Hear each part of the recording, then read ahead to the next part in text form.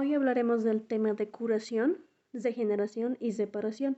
Bueno, para empezar, ¿qué diferencias existen entre degeneración y separación?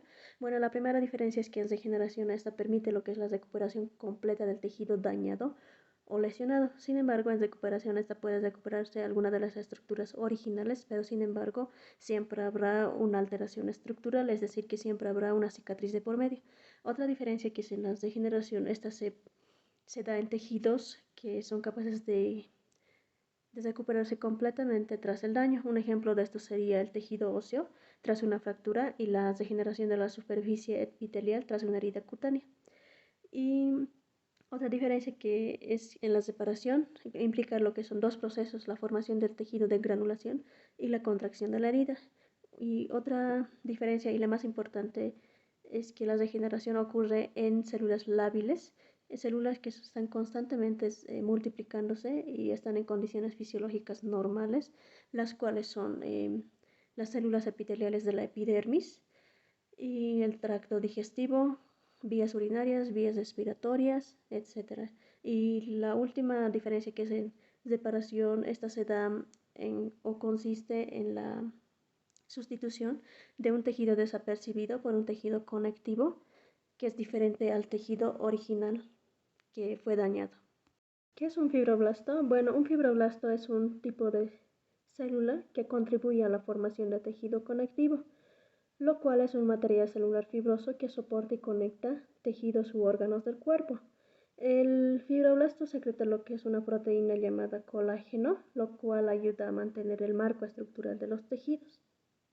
Bueno, ¿dónde se encuentran los fibroblastos? Los fibroblastos se encuentran en el tejido conectivo, los cuales serán encontrados en huesos, cartílagos y ligamentos, y en órganos como los riñones, el hígado, la sangre, en las paredes de algunos vasos sanguíneos, cartílago articular, por debajo de la piel y también en tejido adiposo.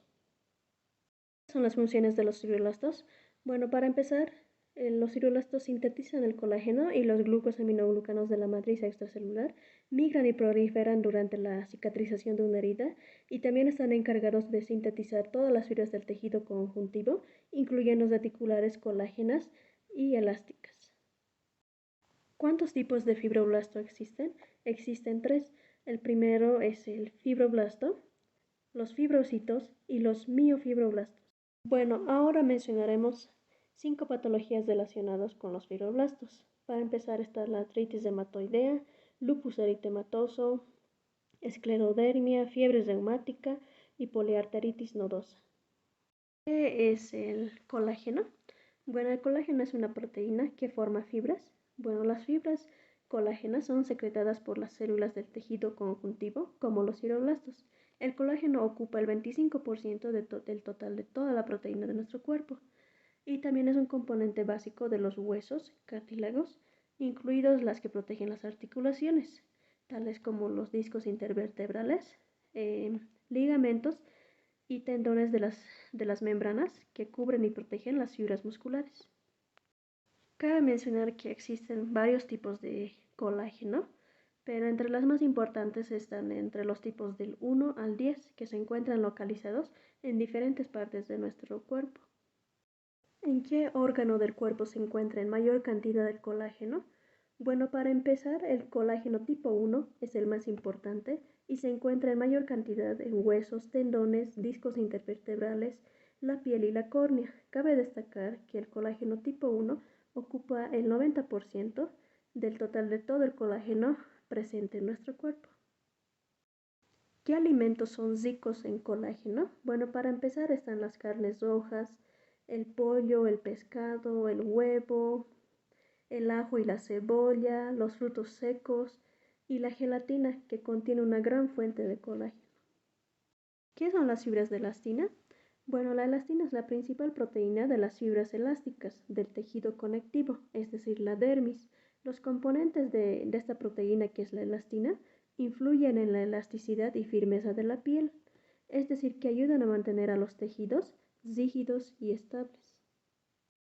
¿Qué son las fibras de reticulina? Bueno, las fibras de reticulina son hebras finas del tejido conectivo que forman una red que ayudan a soportar el tejido de muchos órganos. Cabe mencionar que las fibras de reticulina junto con las fibras elásticas y las fibras de colágeno forman lo que es la matriz extracelular.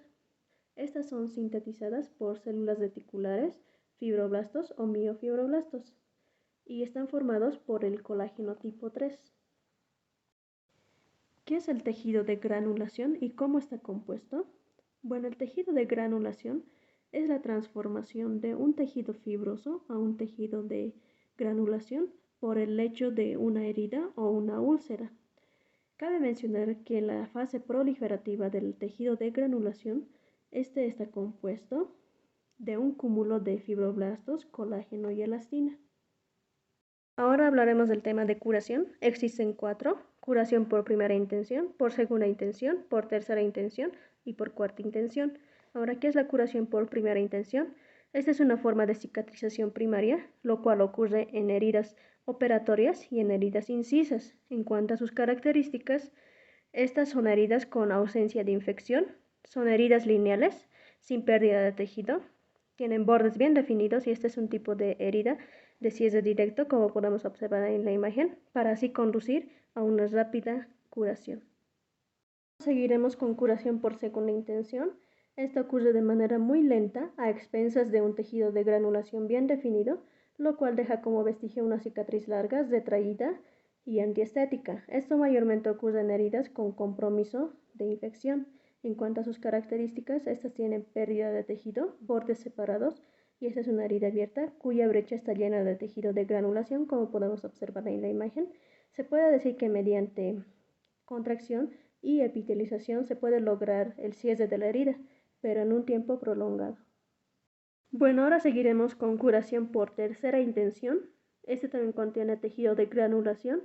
Este es denominado así porque se deja la herida abierta para un control mejor de la infección. Y cuando vemos que el tejido de granulación está uniforme y la herida sin infección, se procede al cierre de la herida con aproximación de bordes. Este es un método seguro para la reparación de heridas contaminadas, o también es llamado como cierre primario o diferido. Por último tenemos la curación por cuarta intención. Este se refiere cuando aceleramos la curación por medio de injertos. En sus características nos mencionan que se procede a este método cuando hubo infección en la zona afectada y por lo tanto hubo gran pérdida de piel. Esto ocurre también en quemaduras y también ocurre por razones estéticas y por cirugías reconstructivas de piel o también por cirugías por cáncer de piel. Ahora proseguiremos con tipos de cicatrices. Empezaremos con cicatrices atróficas. Estas son las más características, son las que dejan el acné o la viruela. Son pequeños hoyos o depresiones. Esto se produce a causa de que la herida no permite que se genere la cantidad suficiente de colágeno para formar nuevas fibras de tejido conjuntivo. Seguiremos con cicatrices normotróficas. Este tipo de cicatriz tiene apariencia normal, tiene un color semejante a la piel que los rodea, son lineales, planas y flexibles, no afecta la integridad anatómica ni funcional de la zona afectada. Seguiremos con las cicatrices hipertróficas. Estas cicatrices aparecen cuando se produce un exceso de colágeno, son elevaciones gruesas del tejido que sobrepasan la superficie normal de la piel, pueden tener escozor y dolor y un color púrpura o rojo intenso. Tenemos las cicatrices queloides. Este tipo de cicatrices son parecidas a las cicatrices hipertróficas, pero son mucho más abultadas y se extienden más allá de la herida, tienen un color marrón y son generalmente más comunes en mujeres jóvenes y personas de raza negra. Cabe mencionar que puede causar picor y ardor intenso.